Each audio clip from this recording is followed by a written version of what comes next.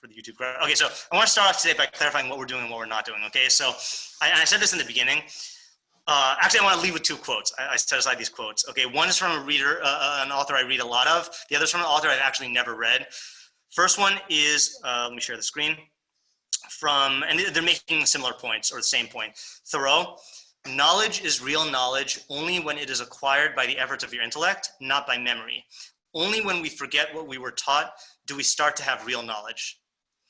Okay, now, don't ask me about Torshwald Pat, right? Okay, and then the second quote is from Nietzsche, who I've never read anything other than quotes. Many a man fails as an original thinker simply because his memory is too good. Okay, that your past knowledge could get in the way of your attempts to see things fresh, you know? And when it comes to Mishle, I used to have this problem a lot because I don't know how many times I've learned a given pasuk in Mishle. Like some of them I must have learned like, you know, over a dozen times. And like it used to be a real problem because I would always remember exactly what I said the last time or what I heard the last time. And it would cloud my ability to think fresh, you know? And then I started, I don't know, I mean, part of it was an effort, but I think part of it's just natural development and learning is you learn to be able to set aside your prejudices and like lock them up in some chamber of your mind and then approach things in a separate way. And like, but you have to make make the effort to do that. Like you'll always notice when Rabbi Chait gives a shiur, like a big shiur for the community, and it's on a topic, there's always a person who says, Rebbe, 20 years ago you said blah, blah, blah. And like, either Rebbe remembers that and he's trying not to think about it, or he doesn't remember it, he doesn't care, because the whole point is you're a different mind now and like you want to approach it differently, you know, like you want to see it through your current level of development and your current understanding. Yeah, Isaac? It's not that you are necessarily trying to see it differently, right? It's that you were trying to see it fresh, which like could very well be different. Right. It could end up as the same, you know, as the same, but it could end up differently. And I've told this story before, but clearly not to everyone. The best experience I had of this was there was a summer, actually several summers, where I sat down with Rabbi Moskowitz and we had this goal of writing a book on Mishle, and it was going to be a book for beginners. And it was going to be a Mishlaic lexicon where we would take all the personalities of Mishle and define them. So we sat down and we, background information about Rabbi Moskowitz. I saw this in Rabbi Moskowitz a lot because he's always says he has a horrible memory. Okay, that's a thing he always said. He said that when he was a yeshiva bacher, he used to want to be a posek, and he had to come to terms to the fact that he doesn't have the memory to be able to do that.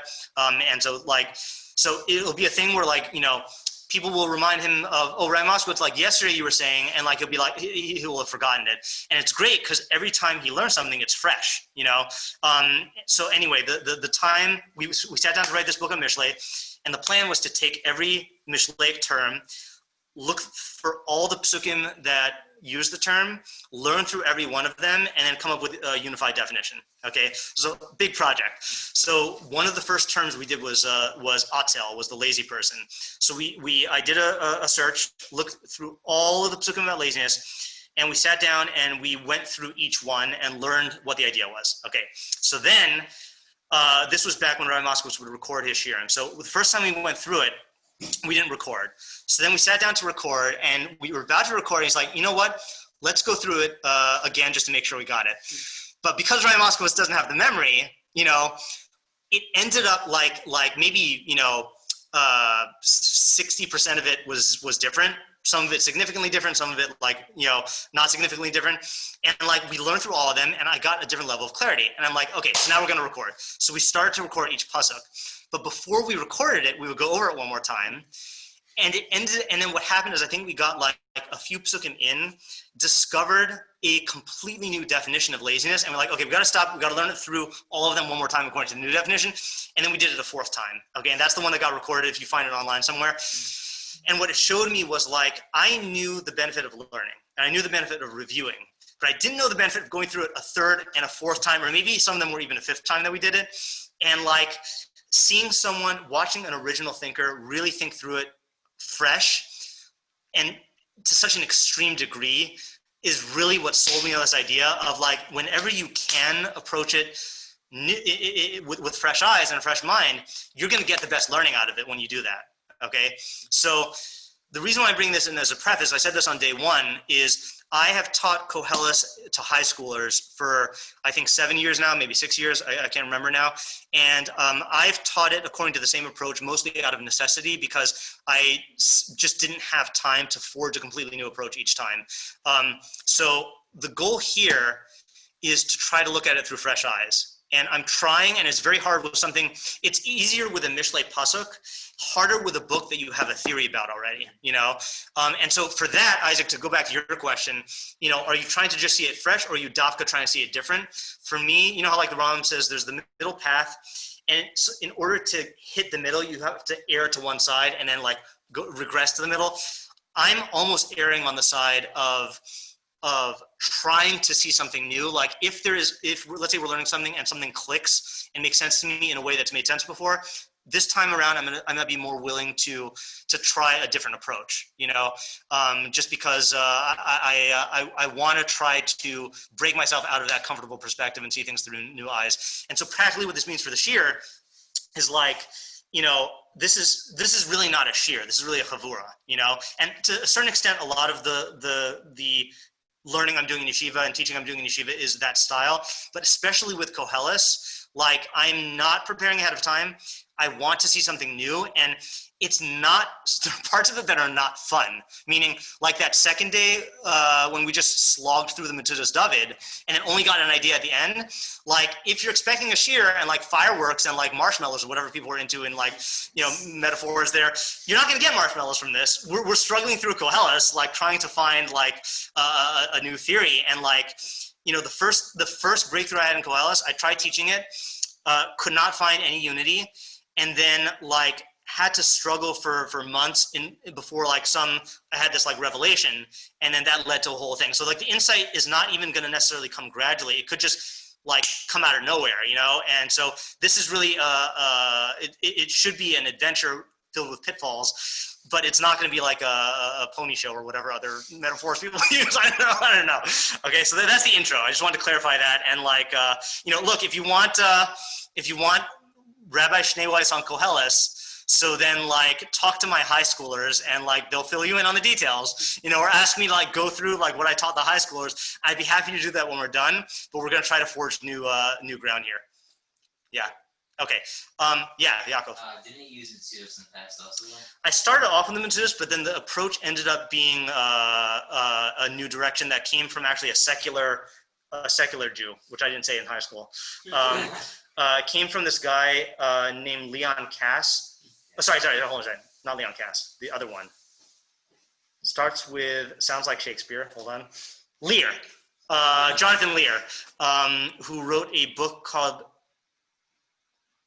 I think it's called Life, Death, and the Pursuit of Happiness. And it was on comparing of trying to synthesize Aristotle and Freud in terms of their views on happiness. And there was like this revelation that came from a maneuver he made, which made me realize something Koheles was trying to do. But because I was teaching in this part's being recorded, whatever. Because I was teaching in a Jewish school, I didn't want to, and this was like an underclassman class, and I didn't know the parents necessarily. I couched it through the terminology of the Metzudas David, but the fundamental insight did not come from the Metzudas David. Mm-hmm. Yeah. Okay. Yeah. Crazy. Yeah. Zaren told me about that guy. Oh yeah. There are people in yeshiva who read him. I've read parts of his books, and the parts are so good that I read them over and over again, and I haven't finished a single one of his books. But yeah, he's got some good stuff. Okay, so I actually don't have photocopies, but all you're going to need is the Metzudas David. So I guess what I'll do is let me post the link. I'm going to use Al HaTorah on the screen, and I'll post the link in the WhatsApp thingy if you want to follow along there. And I'll fill everyone in on what we covered last time. Or you can get a physical copy if you want. Then, I think all of them have Metzudas David in it. I have one handout. I don't know where the other ones went. And actually, I have my Mikros Koheles here if anyone wants to use it. We have from there. Oh yeah. Okay, let's go. All right, I'm posting in the thingy in case anyone wants to use it. And let me share the screen. A couple of the nicest sets. One was on that shelf. What was the shelf below? Okay, that's like the next one. That's the same thing. You got it. Okay, nice. Yeah, I know I had 2 copies in the beginning. I just don't remember who I gave them to. Yeah. Oh, I have them. Oh, you do? For Koheles? Alright. Yeah. Yeah. I think so. Okay, you were here for I was here for the first Koheles. the first one. Okay, I think I was- yeah. I missed the Thursday. Okay, yeah. So is it the same handout from the first one? It's the same handout from the first one. Yeah. Awesome, just different handout. So that's why I didn't. Wait, is it from the first one? Did we do? Yeah, it must be. Yeah. Must be. Yeah. Yeah. Is that good, my handout? Oh, whatever. I don't care as long as everyone has. Yeah. I have a handout. What was that? I have a handout. You can't have a. What? I could send you the handout, but we really are only focusing on the Metzudas, and I actually think the Al Torah is a better layout. Okay, so quick review of the first pasuk. That's not really concerning us now, but Divrei Koheles ben David Melech Yerushalayim. He pointed out that these are stating qualifications of the author to engage in the study, which is that he looks at things thoroughly to reconcile contradictory opinions or to find out what's true. He relies on expert testimony, especially from his father, and he has access to experience and empirical observations in a city with a lot of resources and a lot of chachamim. Okay, Hava Havalim Amar Koheles, Hava Havalim Kol Havel. That we did the first time also. So this is the creative reading. He reads it as a tzivui, not futility of futility. First of all, he defines Hevel as davar she'ein bo mamash, something that has no substance. So nothingness or substancelessness. But the chap is he reads it as a tzivui. Havel havalim amar Koheles, which means treat nothingnesses as nothing, said Koheles. Treat nothingnesses as nothing, but only what is entirely nothing. And our question, and he says, but if it is going to yield a, what does he say? Tachlis roi v'yakar. Let's see. This is in pasuk beis. Havalim hamasabvin ba'achrona tachlis hamo'il. If it's beneficial, he used that phrase earlier. Havel asal havalim masha hakol havel asher b'shum oven lo yitzmach mehem tachlis roi v'yakar. The hevels which will not sprout an outcome that is fitting and precious or valuable. But the havalim hamsavim b'achrona tachlis hamo'il, but the havalim that bring about in the end a beneficial outcome, ein meharoi lahavil osamul hamisam. It is not proper to hevelize them and to reject them. Ya'anim sabem davar tov umoil, since you'll find something good and beneficial in them. Okay, so that's that. And our question was, what exactly are these 2 categories? Okay, then ma yisron la'adam, what gain is there for a person? And this is where he defines the topic of the book, seemingly. So his question is not about everything. It's about the endeavor of what? Man. Yes, more narrow than man. Which one of man's endeavors? Yeah, acquisition of stuff, right? Of asifas kinyanim, I think he says. I think he says that here. Yeah, asifas kinyanim hamasur biyad ma'arechas hashemayim. Acquiring things that are under the dominion of the systems of heaven, right? Under the laws of nature. Meaning, like stuff, like material wealth. Material possessions, yeah. Material wealth, yeah. So it seems like he's narrowing it down to that. Okay. Then he says the stuff that we slogged through. Okay. A generation goes and a generation comes, but the earth lasts forever. So he introduces something which sounds a little like histrionic, like he says, okay, fine. So you're going to tell me that there's no point in gathering stuff. I'll leave it over to my kids. But the problem is that they're going to die and the earth is going to end and nothing will last. So that's like revving up, that's like taking this like far. Like I understand, like you're gonna make like a localized argument. Maybe there's no point in you getting the stuff because you don't know. Oh, there was a point we're missing, right? What was his doubt about the gathering of the stuff? You don't know. Machar Yamos, right? And we said therefore, since tomorrow you'll die, which either means like it's coming very fast or you don't know when it's gonna come. Then you don't know, he says at the end, right? So what profit is there? Because he translates Yisron as profit, not gain. That was a big move that I forgot to mention. So what profit is there? And we said profit by definition is excess, beyond your investment or beyond your needs. So the problem seems to be, since you don't know when you're going to die, then how much of your life and energy do you devote to acquiring stuff?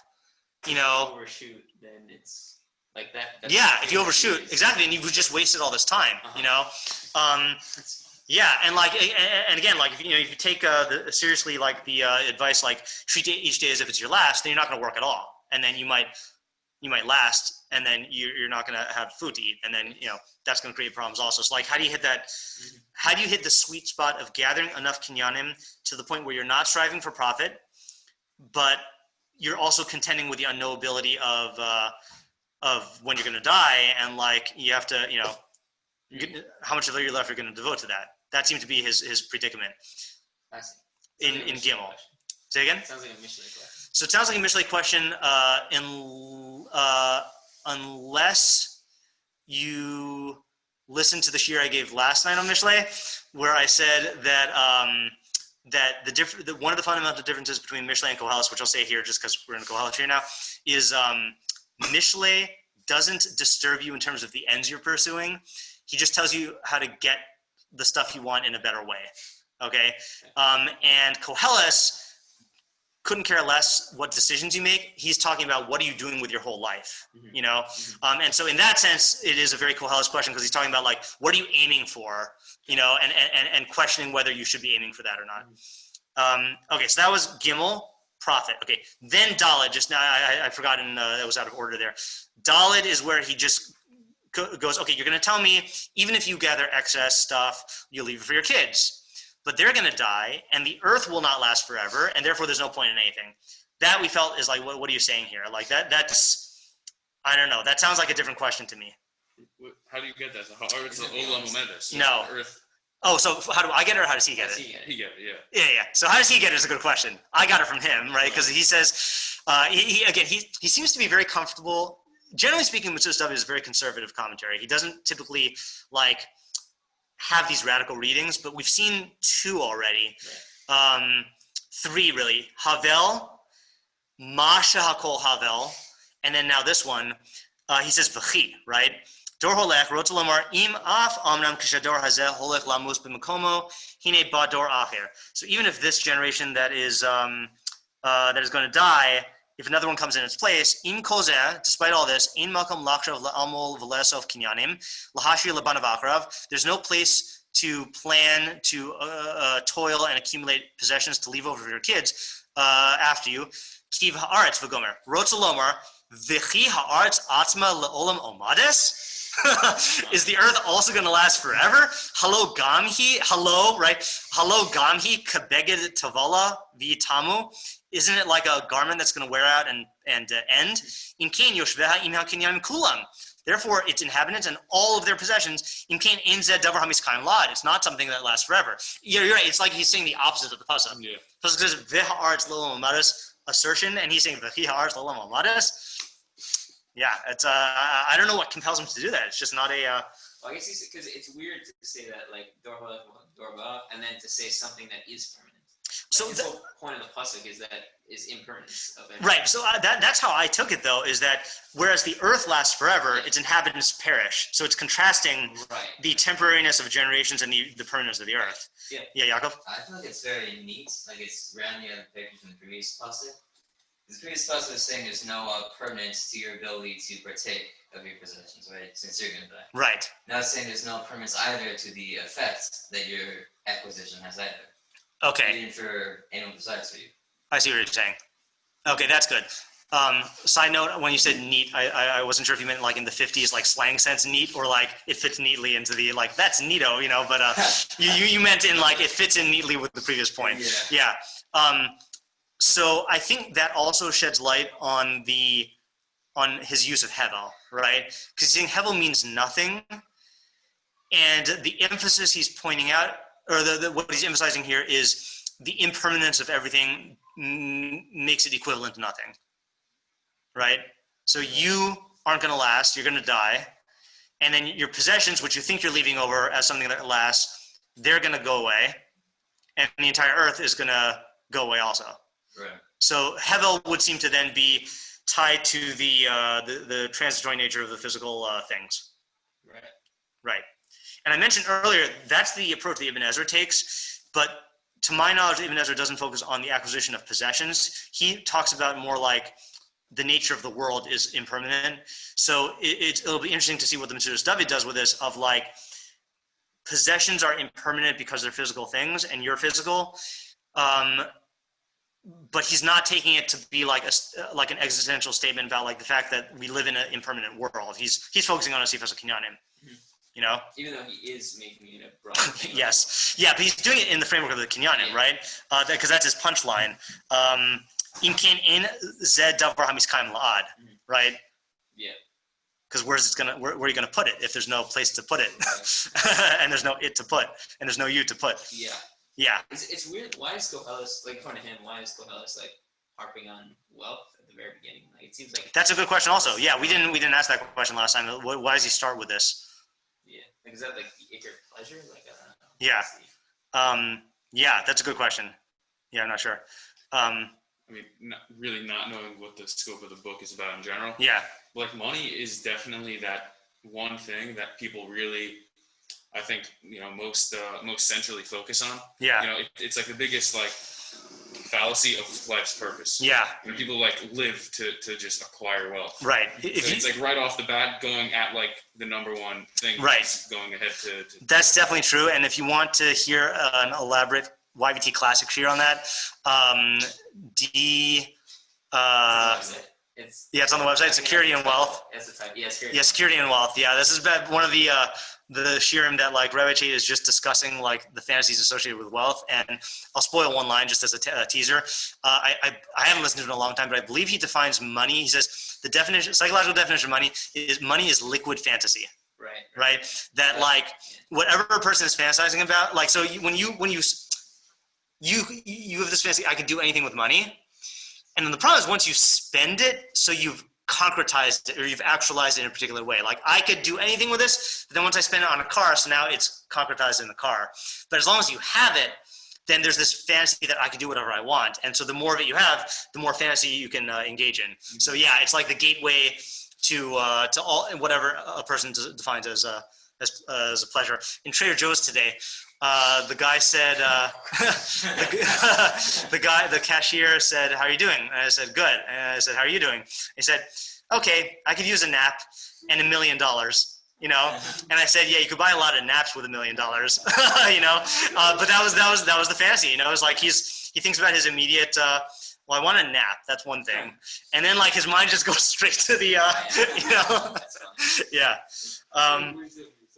What was that? What did he say when you said that? I think he wasn't thinking. I think he just really needed a nap, and so he looked kind of bleary-eyed. Yeah, no judgment.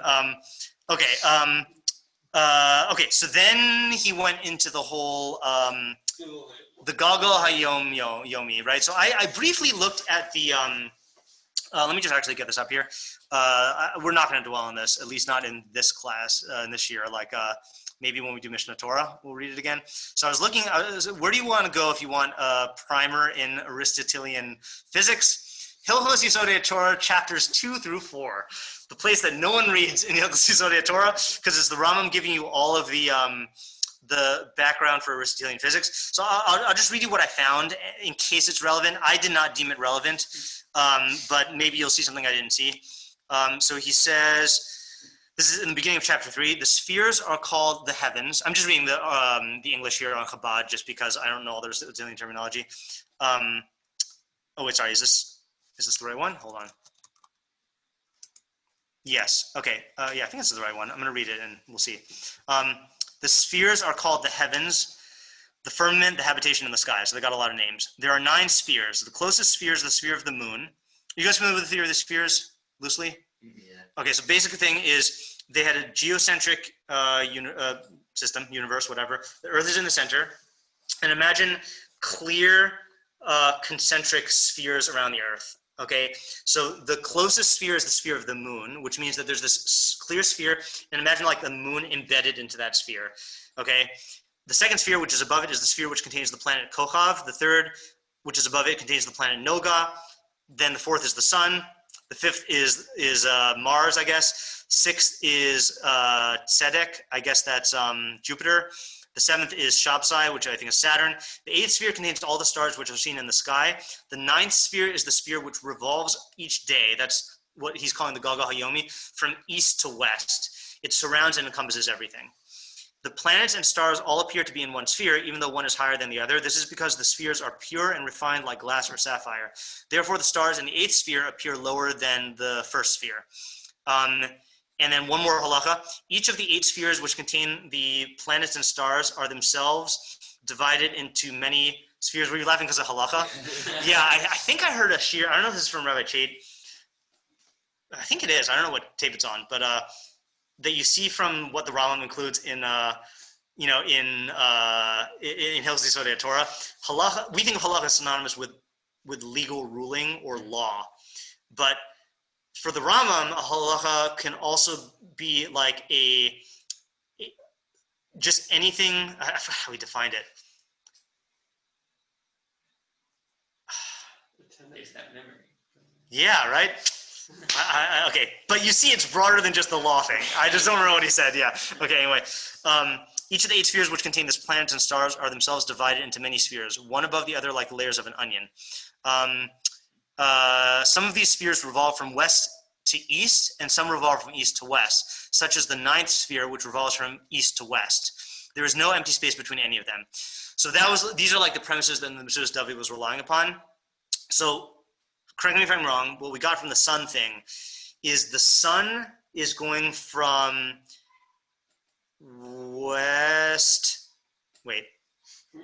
east to west. Yeah. And the Galgal Hayomi makes it go the other way? Yeah. Yeah. What? Yeah, yes. The opposite. That's what I thought I'll say, yeah. No, I think it was that way. What's the It ended, so it was trying to go east, but it ends up going west. It's trying to go east, but it ends up going west, right? Because the sun sets in the west. So So what he's saying, again, we got to just try to visualize this. So the sun sphere is trying to go eastward, okay? But the Galgal Hayomi, that's the 9th sphere that is encompassing all of them, which controls the motion of all of them, forces it to go from east to west, which is why it sets. So that's how he's reading the pshat of the pasuk here. Yeah. V'zarach hashemesh uba hashemesh, the sun rises and the sun sets. Ve'el mikomo sho'ef zoreach hu sham, and to its place it yearns to shine there. So he learned that as it wants to go to the east, right? But it's forced by the Galgal Hayomi, which controls all of them, to set. But then it resets again the next day. So it tries to go again, and then it gets pushed back, and it tries to go again, and gets pushed back. This one is just about the sun. This is V'zarach hashemesh uba hashemesh. And is he getting this from Koheles or Aristotle said that? So this is a big question, right? Is the Rishonim, Aristotle had been reigning intellectually for a very long time, right? Since the 4th century, I think. So by the time of the Rishonim, he'd already been around for like 1500 years. I was thinking about that the other day, by the way, is like the amount of time between us and the Rambam is significantly smaller than the time between the Rambam and Aristotle. Yeah. You know, and the time between Moshe Rabbeinu and Aristotle is also smaller than the time between the Rambam and Aristotle. Really? Yeah. So like he was, he was right. Yes. Yeah. Well, you just said Moshe and Aristotle and Rambam and Aristotle. Yeah. Meaning like Moshe to Aristotle is like 1,000 years ish. Oh yeah. And like Ram to Aristotle is like 1,500. Well, right. that's crazy. Yeah, and then whatever. The point is that like to them, this was settled science. Like this was not even something that was like questioned. So in the same way as like we look at the psukim and when we see the word sky, like, or when we see the word, let's say when we see the sun setting, right? So we know that the sun doesn't actually set, and we assume that the psukim know that. Yeah. But like they were working with this as the basic facts. So they thought that this is what Koheles was actually saying. They were just walking in there assuming that, No, I'm saying, did he, like, is this a chiddush? Like, he opened up Koheles and he's like, oh, Aristotle didn't say that it's pushing it the opposite way. I get the impression that this was like a known thing, but the chiddush of Koheles is he's using this as an allegory for human struggles, Yeah, okay, then the Holech al Darom was part of the same point, right? I think Pasuk Vav. He was learning that that's the sun? Yeah. Okay, so I don't think we need to do that. And then, but the rivers going into the sea, that was another thing, is that they go into the sea. This part's still true, right, as far as we know. The rivers go into the sea, but then the water system takes the water from, the water in the sea gets, or I guess it depends on how does it go? Hold on. It flows into the sea, evaporates, And then it rains onto the land, and then it absorbs into the groundwater, and then that is the source of the rivers again, or from snow and rainfall like goes into the sea. The point is that the waters are trying to fill up the sea, but they thwart their own efforts. What was the word he used? Well, doesn't the sun thwart their efforts? Yeah, but in terms of their journey, though, they are journeying back Well, he said that in order to flow again. He said they went under the earth, right? And Yeah, he said they went under the earth. Yeah, right. So that part, I guess, is not really how it works. Yeah. So what was the phrase he used here? Is in the end of Zion. Heim shavim lalachas hanachalim ba'atzmam chozrim misham lalachas tachas haaretz. Those same waters. Sorry. Does yours say chozrim or chorim? Yeah, weird. This is a typo here. It says hanachalim ba'atzmam. I thought it said chorim. Mikros Kedos also has chorim. It does make sense. Yeah, it does make sense. Chozrim misham lalachas tachas haaretz el makom motza hamayim. They return there to go under the earth to the place of the source of the water. And they are the same waters that go back up and flow into the sea. And if so, this is the phrase, they themselves thwart the outcome of their design, meaning they prevent themselves from doing what they're trying to do, which is to fill up the sea. Now, this is his point, which we didn't get a chance to think about last time. He is referring to what was above, meaning the Ma Yisron La'adam thing, L'chazik Amarav, to strengthen his statements, L'hamis Amal Kinyan, and to make the toiling for possessions despicable, to make you reject them. Be'omro, by saying, Hine milvad she'en bahem to'elas nitzchi, aside from the fact that there is no eternal outcome, these are hakol havel, right? There's nothing that sprouts from it that is roy, which we'll challenge that in a second. Od nimsabem davar ra. You'll also find a bad thing. Kilo yiftach lahazigam im ha'amel pam basibas azulas. And because you can't be secure that you'll achieve them with toil. Pam basibas azulas, sometimes on account of someone else, like the sun, sometimes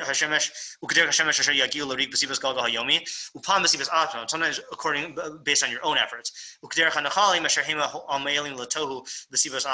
the waters that try to flow, or that toil in vain on account of themselves. So we didn't get a chance to think about this. So what point is he making here? So he's made 3 points against wealth. Point number 1 is it doesn't give you an eternally beneficial thing. Point number 2 is even when you're trying to get it, your efforts could be thwarted by someone else. And number 3 is you could thwart your own efforts. So let's think about that then. Yeah. I have a question. Yeah. I don't know if this is relevant, but are these examples of Amal and Yamin?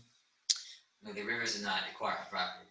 Right. Yeah. I guess he's just saying that from the fact that Shlomo was talking about Amal HaKinyanim and then followed up with these Mashalim, then we're assuming that the mashal is referring to that. Yeah. I don't think he's deriving the subject of the mashal from the mashal itself. Right. Yeah.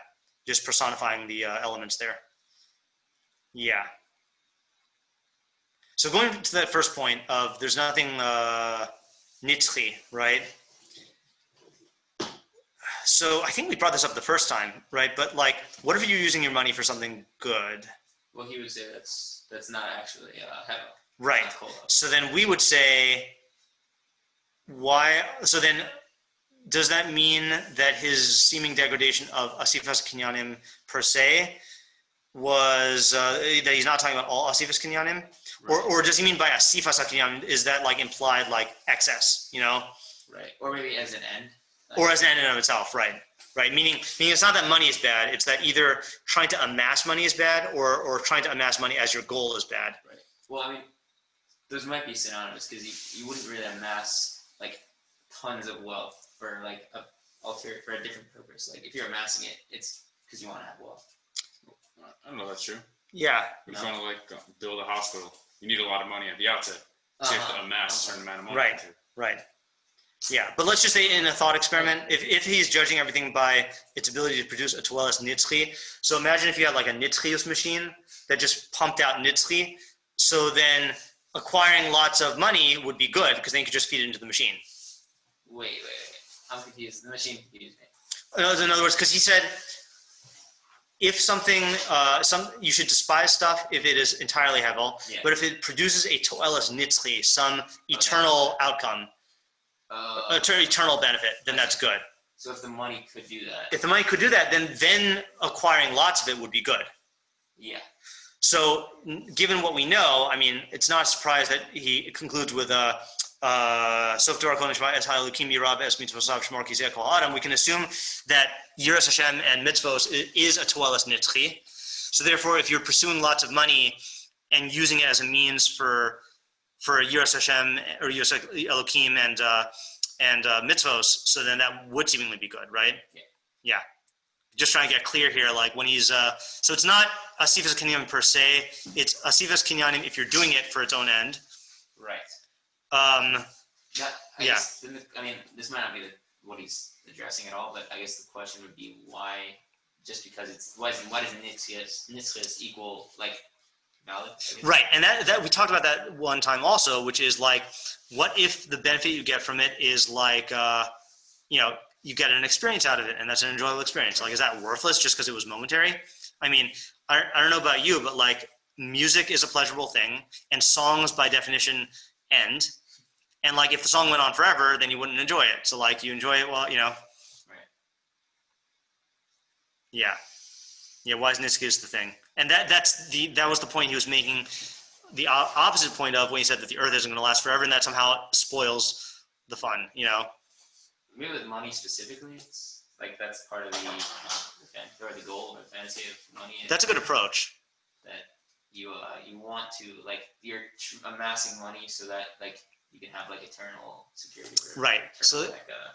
And pass it on to your kids and have it go on. Right. Okay. So that definitely seems to be a good approach, right? Is when he suggested earlier, get enough money and then give it to your kids, and then they'll and therefore it's a worthwhile pursuit. So if we were just viewing that as a practical thing, then the fact that the world's going to end shouldn't bother you. Right. But if you're viewing it as like a fantasy thing, that like therefore this will last forever. So then the fact that the world's going to end is a very disturbing thing. This example is not exactly relevant. So I won't mention it. Okay, so then the point about thwarting, right? He used the word yivtach. So it sounds like the security and wealth, like the name of the tape. Yeah, right. Seems like another problem he's pointing out is if you're going to devote your life to amal and asifas kinyanim, and you're not even guaranteed to get it, then that poses another problem.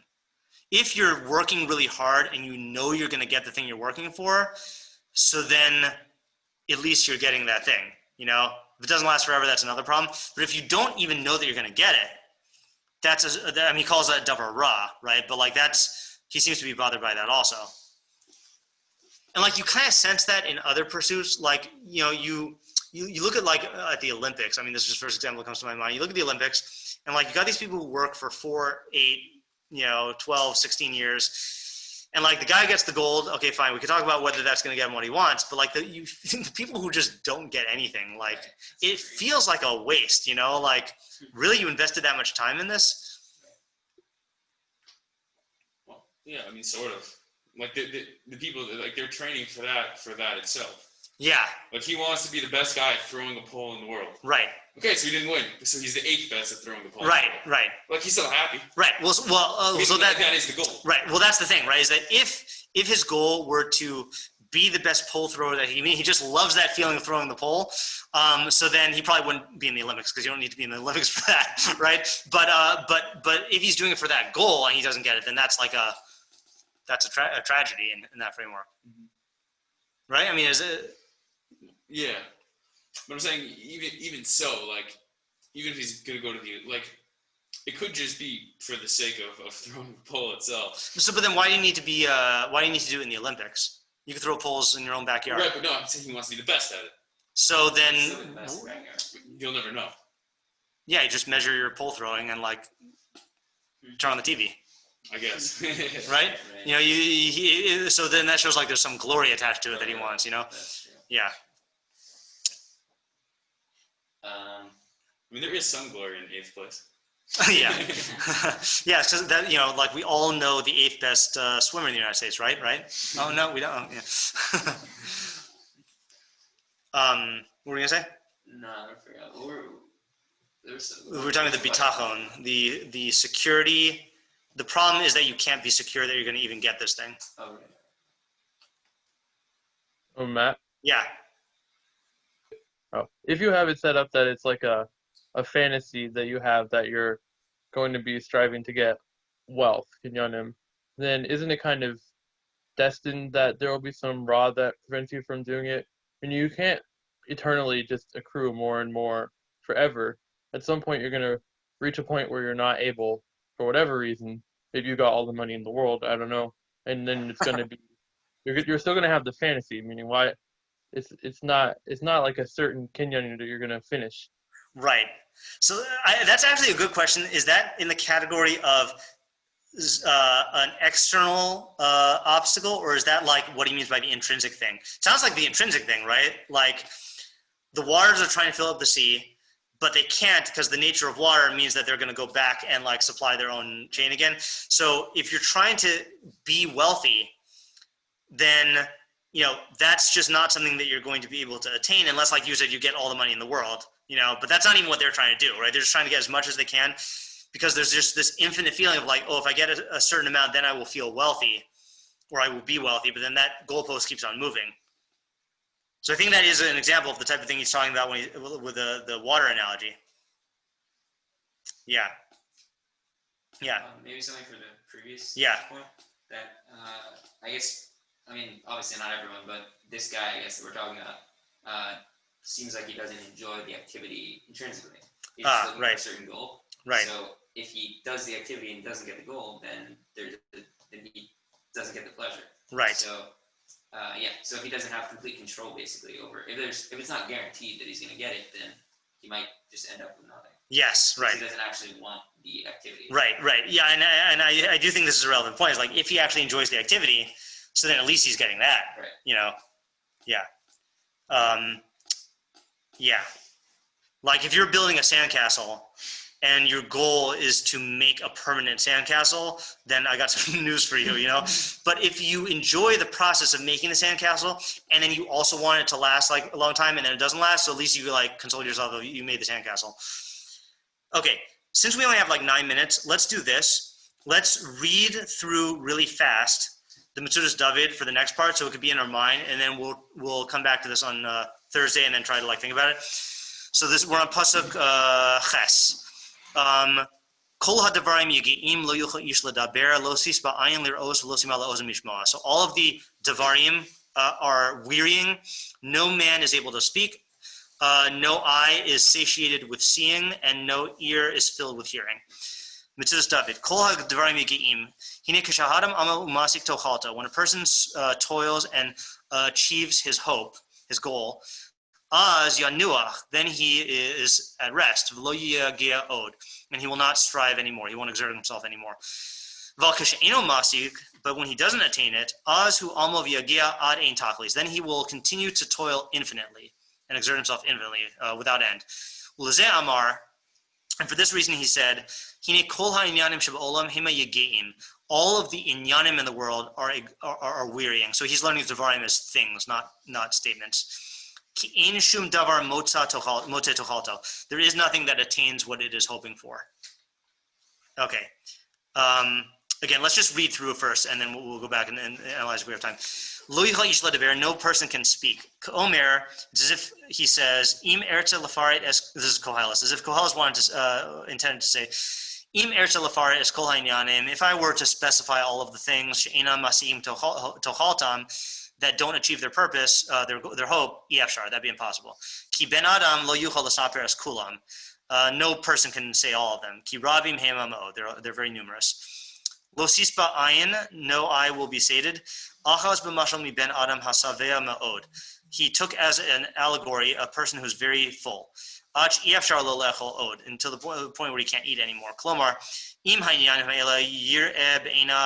If these matters could be seen with the eye, then the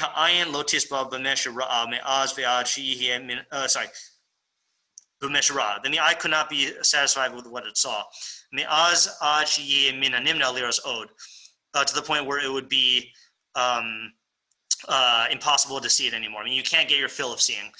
Kichulan kalu, because all of them end. Ve'in od ma liros, and there's nothing more to see. Kilokain, kikulon kalu, ve'in od ma liros. Kilokainho, it's not true. Kimen yesh od ma liros. That's got to be part of the previous clause. In other words, you're not going to get to a point where you can say I've seen everything, because in reality there's always more to see. Lotimale ozen, chazar va'achas b'mashal mikli male. He goes back and takes another mashal of a filled vessel, to the point where you can't put anything else into it. Klomar, meaning to say, then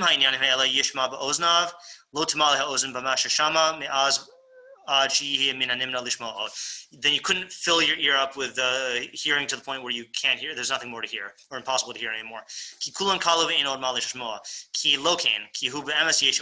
Okay, fine, same point, but with hearing. Okay. So that I think that's the next breaking point. Yeah. So I got the first part, that like if you were toiling in order to achieve a finite objective, then you would stop toiling. But if you're chasing something infinite, then you're never going to stop.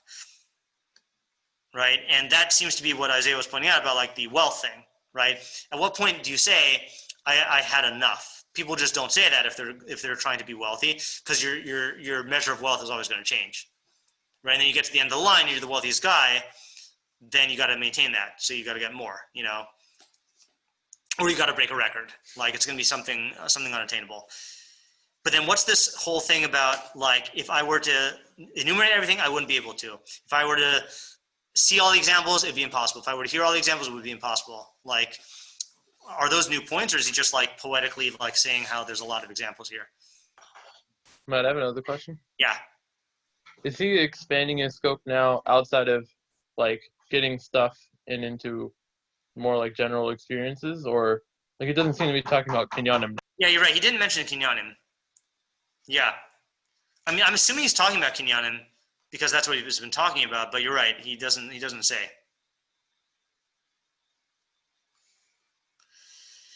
Okay, so since it's 5 minutes until Rabbi Feder's here, and we probably need a little break, let's stop here, think about it, and then come back to it next time. I feel, though, that we got a lot more clarity, or at least I did, in what we went over last time after putting it together and letting the dust settle and putting it together. So that's good. All righty, guys. Until next time. See ya. Thank you. Yep. Thanks. Thank you.